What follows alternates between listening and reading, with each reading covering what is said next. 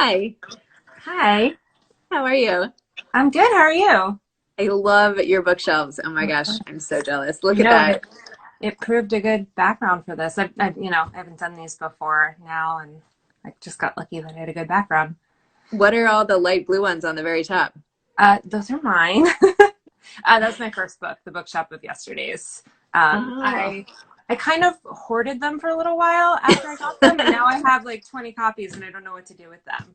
So if I you guess want I me to could give give them some away. away, I'll give some away on Instagram or something if you want. Yeah, yeah, Whatever, that'd whatever be you want. fun. But they do look beautiful. I love that Oh, color, thanks. so my eye was like naturally drawn. Yeah. Um, so congratulations on your next book.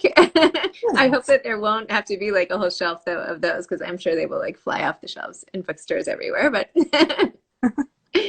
tell everybody everything about it, what it's Sure. about, So your whole my new process. my new book is called The Imperfects. It comes out on May 5th, and it is about a dysfunctional family, the Millers, who convene for the first time in about 6 years after their grandmother dies. And here, I'm going to hold it up a little more so people can see the whole Yeah, thank you. picture. And when they're at her house sitting Shiva, they discover that she's left them this brooch, and they quickly realize it holds something called the Florentine diamond in it.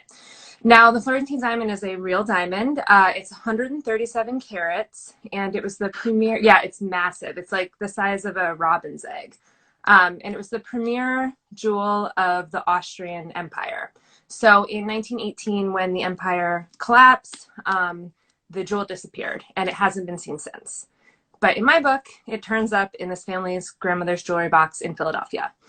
So when they find it, they kind of have to figure out how she had it, how it belonged, if it legally belonged to her, and all these other parties, come out and try to claim it. So through the process of investigating their family's past, they learn a lot about their grandmother and about each other, and it's a story about healing and forgiveness and how your history and your past can improve your future. And there's a lot about Wow. diamonds in it too. So I mean, that's amazing. What a great plot. How did you come up with that? it sort of was pieced together. So for years as a hobby, I've made jewelry. I mostly work in silver. I don't really have time anymore between writing, and I have a 5-month-old son. Oh, But yeah, he's cute.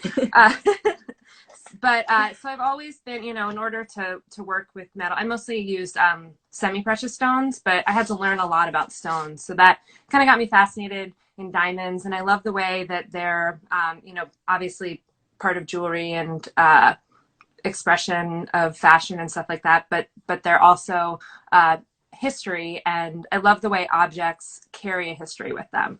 So I wanted to write about a diamond for a long time, and when I started with the idea, I had never heard of the Florentine diamond. I actually just kind of Googled famous missing stones, and it kept popping up on all these lists. And when I decided I really wanted to work on it was when I started talking to some gemologists and jewelry specialists, and they hadn't really heard of the diamond either. And it had this incredible story that was linked to, the Austrian Empire and the Habsburgs and the Medicis in Florence. And so the fact that it was relatively unknown, even by experts, let me know that I had sort of landed on something special. it has sort of a Titanic thing, with that Yeah, big I've stone in really Titanic, read that. right? Yeah. Yeah. Um, although obviously, no, I mean, just that's my first reference to big, Oh, beautiful hey, stones. yeah. But that movie did okay, so Yeah.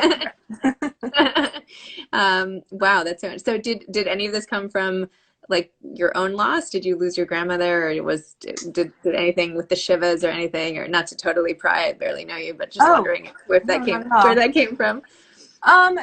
Not really. I mean, I knew, and it comes up in the book because she's the grandmother's a Holocaust survivor. So I knew I wanted to include. I mean, my own family is Jewish. I wanted to include something coming from Europe to America that included a Jewish family and a little bit about the Holocaust.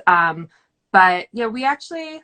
I mean, my grandmother passed away years ago. We didn't sit Shiva for her, so it's not. It's not really. I don't know. I think the characters in my books tend to be a composite of a lot of people I know, but I've never really written anything that's too personal. I like exploring I guess, other scenarios in lives that are outside of my own. I feel like I write mostly about myself, which makes me feel horribly selfish when like great works of fiction come out and I'm like, oh, I could just Google missing stones and you could write this Well, amazing book that sounds like unbelievable. I wouldn't it never would occur to me to do that as a uh, writing device. So I don't know. yeah, I like what if scenarios. My first novel, The Bookshop of Yesterdays, was about a girl who inherits a bookstore, and her uncle leaves her a scavenger hunt through it. And I've never, I mean, I would love to inherit a bookstore. So I kind of, I live out my fantasies a little bit in my books, I guess. I love that. Are you writing another book now? So I just started researching a new book. It's about Santa Barbara wine country, and it's kind of going to hopefully tell like the history of the wine industry in the U.S. through this one family. And there might be a dead body along the way. Oh, did not see that coming, but okay. But it's really early in the process. I love researching. My favorite stage of researching is when I get to talk to people and experts. When I was researching the Imperfects, I think the first thing I did was I went to the Sotheby's in LA, and they had this. It was called the Magnificent Jewel Collection. So I got to talk to a jewelry specialist, and I got to hold a $5 million diamonds. And then I got a private tour of the Gemological Institute of America. Let's see what else. I talked to an former FBI agent who started the art task force for the FBI. So it's just, I think your last guest was talking about this a little bit. It's amazing how generous people are with their time and willing to share their expertise. So with my new project, I'm in my least favorite of the research stages, which is just reading really dense books, which is very useful, but is not as engaging as somebody telling you their stories. Did you go to the gem area of the Museum of Natural History? I've been a couple of times. I love that was part of what got me interested in this topic too, is going to various museums and seeing like the Hope Diamond and all these and imagining what not just where they were before they were behind glass, but like what would happen if they disappeared or if somebody tried to steal them. So wow, not that I have any intention of stealing a diamond, but you never know. I mean, who knows? Well, thank you so much for coming on. Your book sounds amazing. I have not read it yet, but I really want to, especially after having talked to you. It obviously looks good before. I wouldn't be talking to you now, but now it sounds even better. Which is why it's so great talking to authors. Yeah, I think, I like to write books that hopefully keep you turning the pages, and I think it's a fun escape. There are some arguments in it, but it's about healing, so I think it's, I mean, it's a Jewish family. Now. You're gonna have we're gonna have arguments. It's like that's what's gonna happen. All right. Well, thank you so much. It was really nice to connect with you, and congratulations on your upcoming release. Okay. Take care. Bye. Bye bye.